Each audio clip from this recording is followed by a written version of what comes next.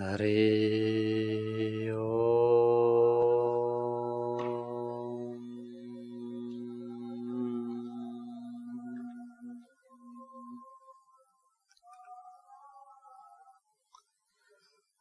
ओम श्री सद्गुरु परमात्मने नमः।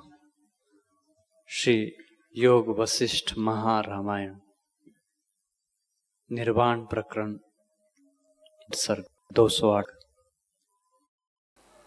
राम जी ने पूछा, हे भगवान, हमारे दोष तो सतशास्त्र, सत्संग और उनकी युक्ति से और तीर्थ स्नान, दान, जप और पूजा से निवृत्त होते हैं, पर और जीव जो कीट पतंग, पशु पक्षी आदि हैं, उनके दुख कैसे निवृत्त होंगे? वशिष्ठ जी बोले, हे राम जी, जो वास्तव सत्ता है उसी का नाम ब्रह्म है। वह अखंड अद्वैत है,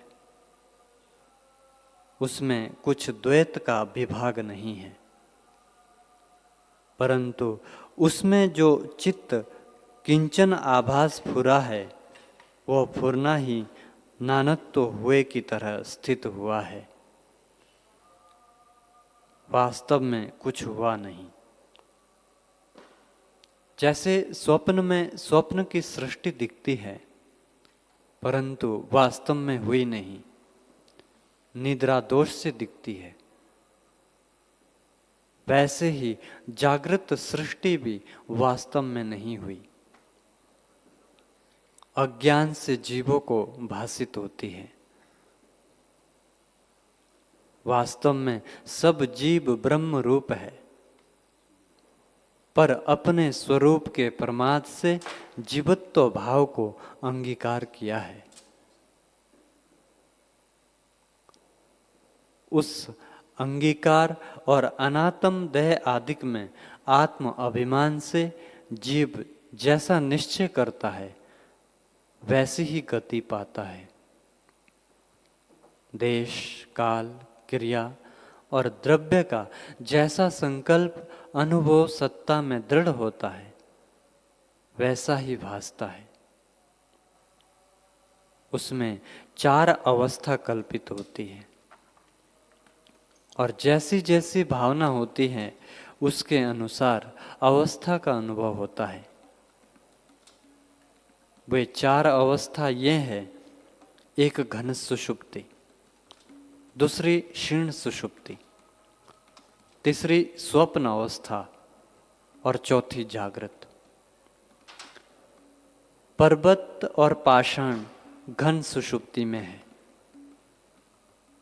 जैसे सुषुप्ति अवस्था में कुछ नहीं फुरता, जड़ीभूत हो जाता है, वैसे ही इसको कुछ नहीं फुरता,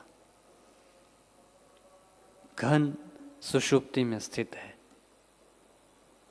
वृक्ष क्षीण सुषुप्ति में स्थित है। जैसे क्षीण सुषुप्ति में कुछ फुरना फुरता है, वैसे ही वृक्षों में भी फुरना होता है। इससे वे क्षीण सुषुप्ति में है। पक्षी, कीट, पतंग आदि तिर्यक जीव स्वप्न अवस्था में स्थित है।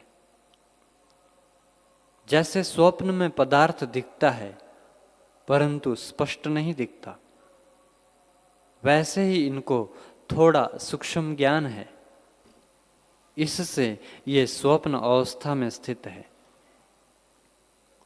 मनुष्य और देवता जागृत रूप जगत का अनुभव करते हैं। हे राम जी, ये चारों अवस्था आत्मा में स्थित है। छोटे बड़े सबका अहम प्रत्यय रूप आत्मा है। उसमें जैसा संकल्प दृढ़ होता है, वैसा ही वो दिखता है। हे राम जी, हमको एक दिन व्यतीत होता है और चींटी को उसी में युग का अनुभव होता है।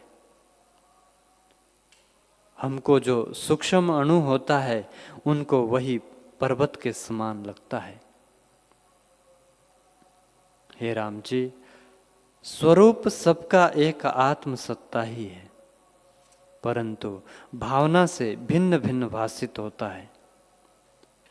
एक कीट है जो बहुत सूक्ष्म है, जब वह चलता है तब जानता है कि मेरा गरुड़ का सा वेग है, और उसको वही सत्य हो रहा है। बाल खिल्लियों का अंगुष्ठ प्रमाण शरीर है, उनको वही बड़ा दिखता है, और विराट को वही अपना बड़ा शरीर लगता है। निदान जैसी जिसकी भावना होती है वैसा ही उसको भासित होता है। मनुष्य, देवता, पशु, पक्षी, सबका अपना अपना भिन्न भिन्न संकल्प है। जैसा संकल्प किसी को दृढ़ हो रहा है, उसको वैसा ही स्वरूप भासित होता है।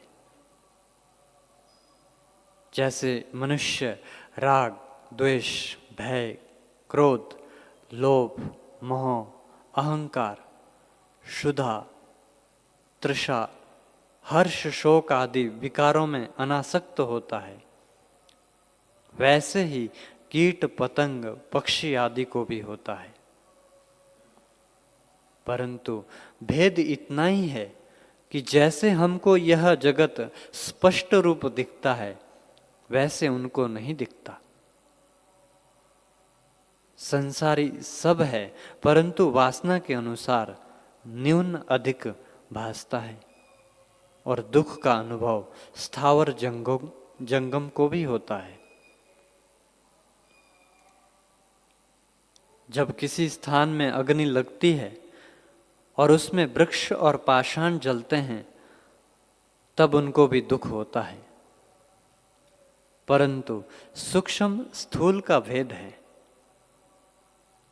जैसे और जीव के शास्त्र प्रहार करने से शरीर नष्ट होने का शास्त्र प्रहार करने से शरीर नष्ट होने का दुख होता है, वैसे ही वृक्ष आदि को भी होता है। परंतु घन सुषुप्ति, क्षीण सुषुप्ति और स्वप्न जागृत का भेद है। पर्वत, पाषाण को सूक्ष्म दुख होता है, वृक्ष को पाषाण से विशेष दुख होता है, परंतु स्पष्ट मान और अपमान का दुख नहीं होता, स्वप्न की नाई होता है।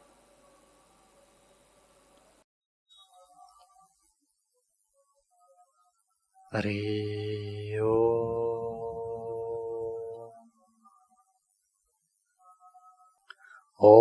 सहनावतु सहना भुनक्तु सह वीर्यं करवावहै तेजस्विनामधीतमस्तु मा विद्विषावहै।